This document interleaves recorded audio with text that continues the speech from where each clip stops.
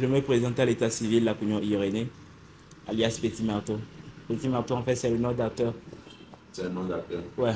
Comment tu as reçu ce nom? Non, Pourquoi?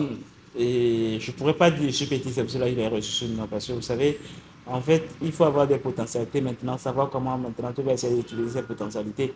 Donc, mes potentialités que j'ai, c'est d'être petit, mais de faire des choses en grand.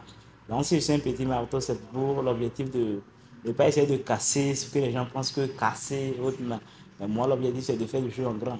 Et faire les choses en grand, c'est faire des trucs étape par étape en grandissant avant d'aboutir à l'objectif déterminé. Ok. Et qu'est-ce que vous faites à Lomé? À Lomé, moi, je suis un peu diversifié. Après ma passion qui est la Torah, je suis humoriste en vapeur. J'ai fait l'action commerciale, le marketing, la faute de vente. Je m'exerce un peu en soudure, ferronnerie et un peu de tout ce qui va avec. Ce qui rentre dans le commerce, le business. Mais mon problème phare est que je ne reste pas sur place. Mhm.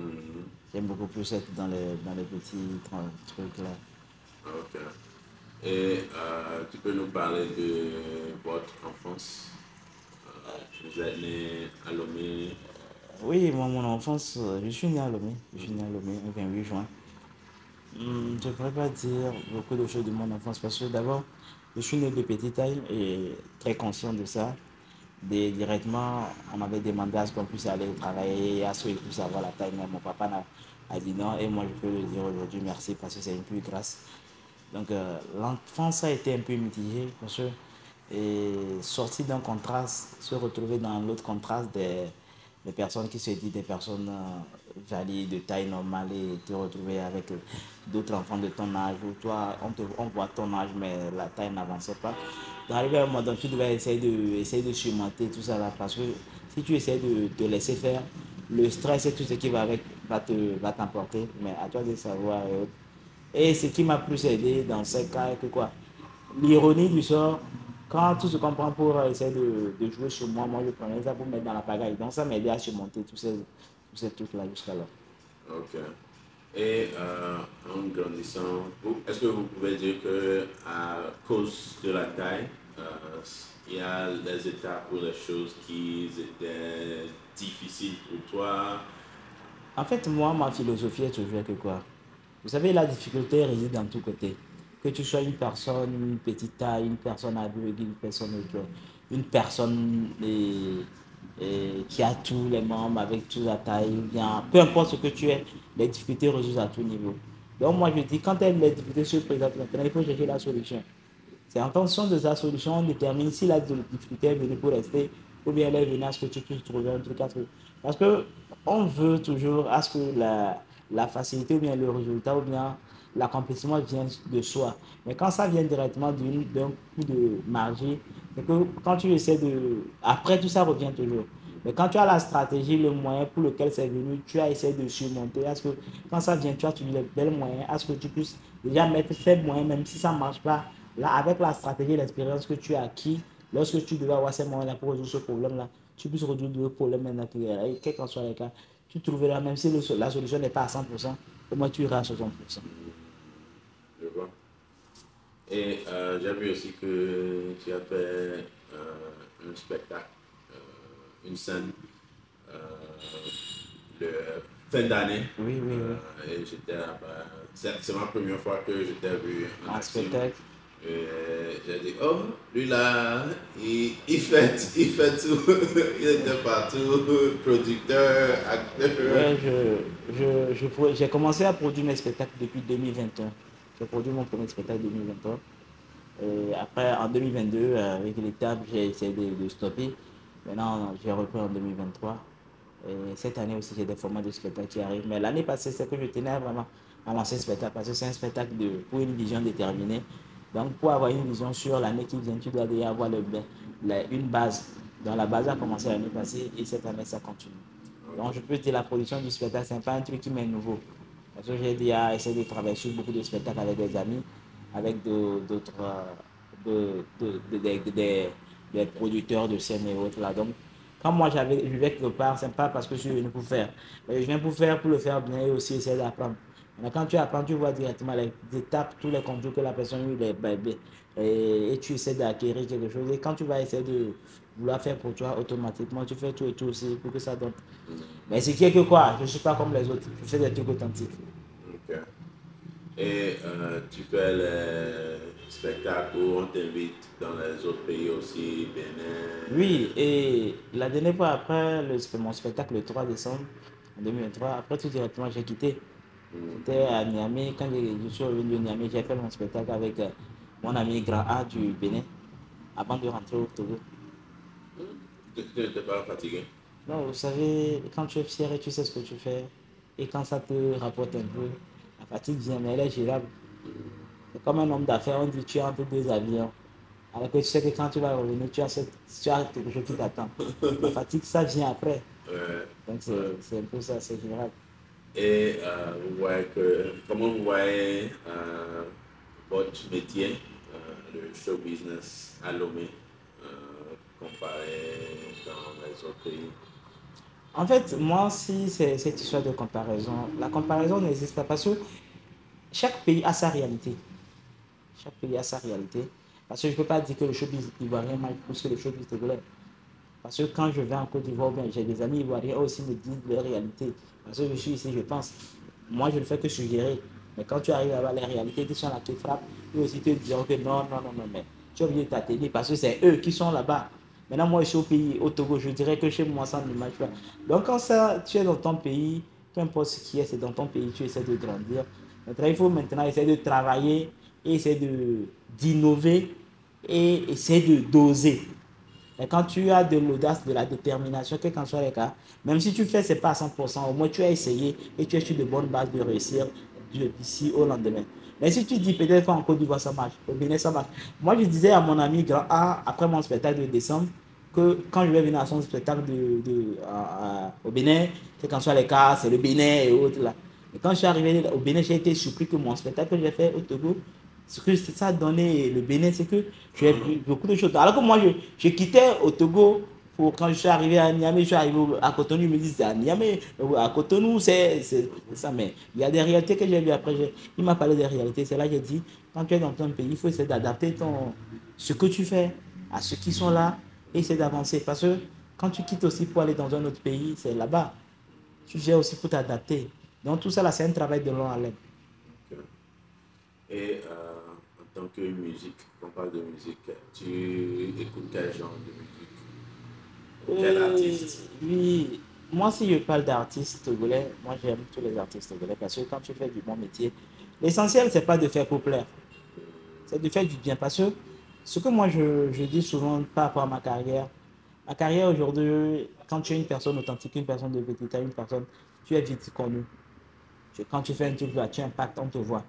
Mais c'est quelque quand on te voit, si c'est demain, si on te voit aujourd'hui, est-ce que c'est sur une continuité ou bien c'est sur une limite? Si c'est sur une continuité, la continuité il va jusqu'à quand? 2 ans, 3 ans, ou bien 5 ans, ou bien 10 ans, ou bien jusqu'à la fin de ta vie. Si ça te suit. Donc actuellement, l'essentiel que même, peu importe dans la musique, il faut travailler sur plan carrière, pas plan étape. Donc moi, par rapport au type d'artiste, j'aime tous les artistes et la plupart, je collabore et je m'approche avec plein d'artistes que je connais, je discute avec eux. Je vais commencer ce métier-là un peu ici en m'infiltrant dans des clips vidéo et autres. Mais juste après tout, j'ai essayé de me recadrer. Quand on me cherche, quand c'est utile, je viens parce que moi, je suis une personne, quand c'est la main vient vers moi, moi, si je tiens ma main, à ce que je puisse satisfaire cette personne. Donc, par rapport au plan musique, ils travaillent, il y a le travail et ils font du bon boulot, mais que ça continue maintenant, à ce qu'ils puissent maintenant avoir une vision déterminée, à ce que ça puisse donner demain. Parce que moi, je dis toujours un truc. Aujourd'hui, tu peux beau faire, mais demain, si c'est pas ça, parce que je ne veux pas que après toi, on puisse dire à un artiste que on puisse voir son enfant dans la rue, on va dire que c'est le papa de tel. Mais on puisse voir, mais on voit l'enfant dire, ah, c'était son papa. Mais quand tu as fait, et aujourd'hui, que tu as fait ça, suit, on dirait, oui, c'est le fils de tel. Mais si on dit c'était ton papa, c'est comme si tu avais déjà une étape passée. Tu fais passer. Mais quand tu es déjà dans l'étape et autres là, c'est pas de continuer de faire comme ce que tu passes à un moment donné. Mais il faut garder un peu une identité par rapport à ce que tu fais, ce que ça t'a donné. Et l'important, c'est de quand tu essaies d'arriver à ce niveau, il faut investir. À ce que demain, tu puisses avoir... Parce que, après tout, quand tu arrives à un niveau donné, la notoriété, et ça suit un peu le moyen financier. Le moyen financier, ça ne quitte pas de quelque part pour venir toujours de la production. Quand tu l'as fait jusqu'à arriver à un niveau donné, qu'est-ce que tu as pu faire? Est-ce que ça puisse aussi te générer? Est-ce que ton nom puisse rester dans le temps? Donc, c'est un peu ce que les autres ont compris et actuellement, ils sont toujours dans le cap. Et d'autres, c'est juste pour de la visibilité, ils sont venus pour partir. Donc, c'est la différence. Quand on parle de artistes togolais qui, disons, ils voyagent et ils ne reviennent plus, Au pays. oui, ils voyagent au pays et ils ne reviennent plus. Euh, Qu'est-ce que tu penses de ça? Non, vous savez, moi, je ne peux pas juger quelqu'un en ce sens. Parce que on dit souvent, prenons aussi les pays où les artistes togolais quittent pour aller et ceux qui sont aussi dans ce pays-là qui viennent chez nous au Togo pour essayer de résider, faire leur plan de carrière. L'Eldorado existe partout, mais ça n'existe pas partout. Là où tu vas, tu tournes ton Eldorado et si tu veux continuer ta carrière, tu continues ta carrière. Donc moi, je pourrais dire que s'ils vont là-bas par rapport à une mission et ils ont un plan de carrière, ils disent après ça, je reviens pour entamer ma carrière, ça va. Mais quand tu arrives là-bas, tu penses que c'est le business que tu as trouvé à faire et ça peut générer demain. En fait, il y a une chose, la passion. La passion y est. Mais quand tu suis la passion, tu sais qu'il y a quelque chose qui peut te générer. Mais après, toi aussi, le ventre nous appelle. Le ventre est maintenant les objectifs de demain. Ça nous appelle. Mais quand tu es dans tous ces contrastes-là, tu dois savoir quoi satisfaire en premier. Parce que quand tu essaies de poursuivre tous ces lièvres à la fois, tu risques de te perdre. Donc, si tu voyages et aujourd'hui, tu sais que ça marche et tu veux continuer ta musique, tu peux continuer ta musique. Mais ce qui est que tu finiras par revenir. Mais si tu ne viens pas pour t'éterniser, tu viens pour un temps, essayer de faire pas ce que tu veux faire. Oh, je connais plein d'artistes, ils sont partis, après ils sont revenus, ils ont fait des spectacles, des concerts, ils sont repartis.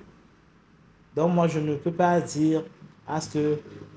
Mais ce que je peux dire, est-ce qu'il n'oublie pas notre cher beau pays, le Togo, à ce qu'il puisse rentrer, nous tous, on va le construire. C'est très important. Parce que quand on essaie de toujours vendre à l'extérieur, après, un moment donné, on confond aux gens de là, alors qu'on sait que le talent vient du pays. Donc, souvent, il y a qu'à rentrer, on va le construire. Sinon, le reste, je ne juge personne. Si c'est ça ce qui est bien, travaille dur. Il faut essayer d'assurer ton plan de carrière à ce que demain, tu puisses t'en sortir. Et avec ça, tu ne penses pas que si ils voyagent sans, par rapport avec une visa touristique et ils restent, ça ne gâte pas l'opportunité pour d'autres artistes qui veulent un jour voyager? Tout le monde a sa chance et tout le monde sait sur quoi il se pose. Donc moi, je ne pourrais pas dire que quelqu'un voyage avec visa touristique qui va. Maintenant, s'il va, on nous donne l'opportunité de rester. Tu ne sais pas par quel moyen il est passé là-bas pour maintenant. Il peut quitter par visa touristique, mais arriver là-bas, il peut avoir d'autres moyens à ce qu'il puisse maintenant changer de truc et rester. Donc, je ne peux pas dire que l'opportunité gâte pour d'autres. D'autres aussi doivent provoquer leur chance. C'est-à-dire qu'il peut ne pas, même pas partir par un visa, il peut partir un visa de 2 jours, aller rester. Donc, est-ce que quelqu'un ne pense pas que l'autre bloque sa chance et l'autre là? Juste, il faut toujours oser garder le cap et maintenant maintenir le travail. Parce que quand tu n'as pas le travail à main et tu te dis que peut-être qu'un coup de grâce, tu vas essayer d'y arriver, c'est que c'est un peu dur. Tu peux y arriver, mais ce n'est pas un truc de long feu. Donc, c'est un peu ça. Ok, dernière question. Je vois que tu portes un tricot, ça dit FETAP. C'est quoi la FETAP? Ah, la FETA, c'est la Fédération togolaise des associations des personnes handicapées. Ok, Et il y a de cela 4 ans. Et vous m'avez posé la question par rapport à ma petitesse. Et autre, quand moi je grandissais, j'ai essayé de mûrir les idées. Je dis, il y a beaucoup de personnes de petite taille au Togo. Et moi, je suis une personne de petite taille que tu es plus fort en tant que j'ai essayé de travailler sur mon mindset pour essayer de changer beaucoup de choses. Alors que quand tu trouves beaucoup de ma situation, d'autres sont renfermés, d'autres, mais on se retrouve même parfois entre nous, on n'arrive pas à discuter. C'est là que je dis quoi. Pourquoi ne pas former peut-être un truc ensemble et essayer d'avancer en association, là, nos voix portent plus haute. Donc, quand maintenant j'ai eu à mettre en place l'association où j'ai eu tous les documents possibles, et directement j'ai été allié au FETAF. ok, Donc, l'association c'est A2P2T, Association des personnes de petite taille du Togo. Donc, on s'est allié au FETAF, qui est maintenant la Fédération togolaise des personnes handicapées. Fédération togolaise des associations des personnes handicapées. Donc, parce que quoi, les personnes de petite taille aussi, C'est un handicap de taille. Parce que moi, souvent, je dis ça, c'est pas forcément un handicap. Mais si c'est que c'est la taille qui est des limites, il faut essayer de voir qu'il y a aussi des gens qui ont des mètres de 2,90 m. Donc, toute chose résulte d'une opportunité. Donc, mais si on nous est classé là-bas, c'est pour un truc qu'on ne peut pas refuser. Donc, on est allié au FETAF avec d'autres organisations aussi. Et je félicite d'abord le travail du FETAF par rapport à tous les efforts qu'il met en place, par rapport au gouvernement togolais pour que ces personnes handicapées puissent vraiment avoir une situation favorable. Jusque moi, je suis toujours dans la critique. Il y a encore à faire, mais je sais qu'ils le feront. Et ça va donner à ce que tu puisses avoir, tout le monde puisse avoir une vie épanouie. Et en fait, ça va tuer dans l'avantage de mon cher pays, le Togo. Merci beaucoup. On va continuer cette séance. Merci à vous. Je te remercie pour ton temps. Le merci à vous. C'est que moi, je te le dis, au Togo, on est un. Mais c'est ensemble on le fera pour grandir et aller loin. Donc, pour aller de l'avant, si aujourd'hui, c'est l'autre qui a besoin de toi, il faut faire l'effort pas un sacrifice. Parce que quand tu dis c'est un sacrifice, c'est comme c'est par pitié. Mais il faut faire l'effort de dégager aussi le minimum possible pour essayer de satisfaire ton prochain. Parce que demain, ça peut être que c'est lui qui sera à tes cheveux. Donc, ensemble, on le fera et ensemble, on grandira et ensemble, on ira loin. Donc, une fois encore, merci à tous qui auront reçu ce numéro. C'était pour vous, Petit Marteau, alias Petit Marteau, et le génie du fidèle à sa taille personnelle. Vous aurez à prendre plaisir et merci. Ciao, ciao.